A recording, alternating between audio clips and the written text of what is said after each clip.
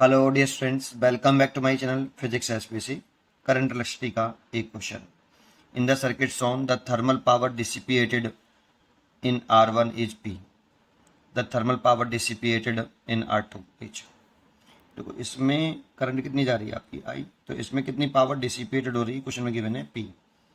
P is equal to current into resistance. इसी का current लिखिए, इसी का रेजिस्टेंस लिखिए, इतनी पावर डिसिपेटेड हो रही है। ये तो हमें क्वेश्चन में गिवन है, पी गिवन था, मैंने निकाल लिया। ये फॉर्मूला होता है dissipated power in resistance I, current का स्क्वायर इनटू रेजिस्टेंस। अच्छा, अब यहाँ आके करंट डिवाइड हो जाएगी, लेकिन ये रेजिस्टेंस अनइक्वल है, इसलिए इक्वल करंट डिवाइड नहीं होगी। इसमें मान लो I1 और इसमें I2। अब I1 I2 को निकालने के दो मेथड होते हैं। या तो आप ऐसे कर लो कि इन दोनों का जो पोटेंशियल डिफरेंस है वो सेम होगा, जैसे ये ए पॉइंट मान लो और ये बी। तो ए पॉइंट का पोटेंशियल वी है, बी पॉइंट का पोटेंशियल बी बी। तो ए और बी के क्रॉस पोटेंशियल डिफरेंस हो गया V A minus B B. तो इसका पोटेंशियल डिफरेंस और इसका potential difference same. Potential difference same तो ये पैरेलल कॉम्बिनेशन में, तो आप ले सकते हो कि पोटेंशियल डिफरेंस दोनों के सेम है और पोटेंशियल डिफरेंस का जो वैल्यू है ये सेम है किसके, R2 और R3 का। पोटेंशियल डिफरेंस सेम होगा तो लिखो V बराबर I इंटू आर होता है। तो इसका लिखिए I1 इंटू R2 और इसका लिखिए I2 इंटू R3। अब इस यहाँ से करंट I आ रही थी, तो इस जगह पर आप जंक्शन लॉ लगा लीजिए, या इस I में से I1 इसमें चला गया तो इसमें कितना जाएगा, I माइनस I1, ऐसे लिख सकते हो। तो I1 इंटू ये R और I2 की value I minus I1 into ये 2R। R से R कैंसिल हो गया, यहाँ हो गया I1, ये हो गया आपका 2I माइनस के 2I1, तो ये हो गया 3I1 बराबर 2I। Then I1 is equal to 2I/3। तो इस वाले में जो करंट जा रही है ये 2I/3, इसमें निकालनी हो तो सब्ट्रैक्ट कर लेना। मेरे को तो इसी में करंट चाहिए, क्यों, थर्मल पावर डिसिपेटेड इन R2। तो R2 में कितनी पावर डिसिपेटेड हुई, तो P डैश मान लेता हूँ, इस R2 की बात कर रहे हैं। तो इसी का करंट और इसी का रेजिस्टेंस, और करंट की वैल्यू निकाल ली हमने 2I/3। तो 2I/3 का होल स्क्वायर इंटू R, तो ये हो गया 4/9I²R। इसकी जगह पे ले सकते हो आप I²R की जगह पे P, तो 4/9P। ये तो P डैश हो गया, आंसर हो गया आपका 4/9P।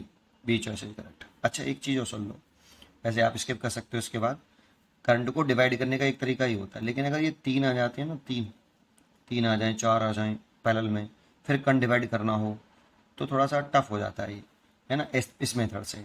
तो थोड़ा सा ये वाला मेथड फिर तीन के लिए, चार के लिए, अगर तीन में डिवाइड कर रहा होता तो ये मेथड ज़्यादा बेटर रहता है, नीचे वाला। समझिए कैसे, इसका रेजिस्टेंस R, इसका 2R और इसका R, यहाँ से तो करंट आई।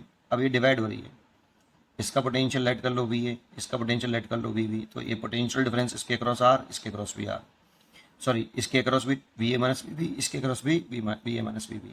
तो मान लो इसमें करंट कितनी है I1, इसमें मान लो I2 है। अगर तीन होते तो I1 I2 I3 मान लेते, और रेशियो निकाल लो I1 रेशियो I2। तो देखो करंट का जो वैल्यू होती है वो पोटेंशियल डिफरेंस अपॉन रेजिस्टेंस होता है, ये होता है I V upon R। V is a potential difference. तो देखो R के अक्रॉस जो पोटेंशियल डिफरेंस है वो है VA माइनस VB, और रजिस्टेंस है आपका R। रेशियो पोटेंशियल डिफरेंस है इसका भी VA माइनस के VB, रेशियो है 2R। अब रेशियो वाला कंसेप्ट से ये तो कैंसिल हो गया। इसमें अगर मैं टू आर का ऊपर नीचे मल्टीप्लाई कर लूँ तो इधर आएगा 2, तो इधर आएगा कितना 1। तो ये रेशियो आया I1 रेशियो I2। मैंने 2R का ऊपर मल्टीप्लाई कर लिया 2R का, तो 2:1। ठीक है, ये आ गया। अब इसमें कंपेंडेंडो एंड डिविडेंडो थ्योरम लगा दो। ये कैसे लगाते हैं, I1 लिखो, अगर I1 निकालना है तो इसको लिखो, पहला जो है ये लिख लो 2 डिवाइड बाई, इन दोनों को ऐड करके लिखो 2 + 1 है, और इन दोनों को ऐड करके लिखो, तो इन दोनों को ऐड करेंगे I1 I2 को, तो टोटल करंट आएगी I1 + I2, इसलिए यहाँ आएगा टोटल करंट I। अगर ये तीन होती I1 I2 I3, तो जो पहला वाला I1 निकालने तो पहला लिख लो, तीनों को जोड़ लो नीचे, और इधर तीनों को टोटल करंट लिख दो, यहाँ पर टोटल करंट लिख दो, तो डिवाइड हो रही है ना। तो इससे आसान हो जाता है। देखो 2I3I, ये निकला है I1। अगर I2 निकालना है तो ये वाला लिखो 1, और इन दोनों को जोड़ लो, तो 2 + 1 और इन इधर की तरफ इन दोनों को टोटल करंट लिख दूँ तो ये 1/3 I। ये इसमें इतनी करंट जाएगी, इसमें इतनी करंट जाएगी, तो ये 2/3 करंट जा रही है देखो इसमें।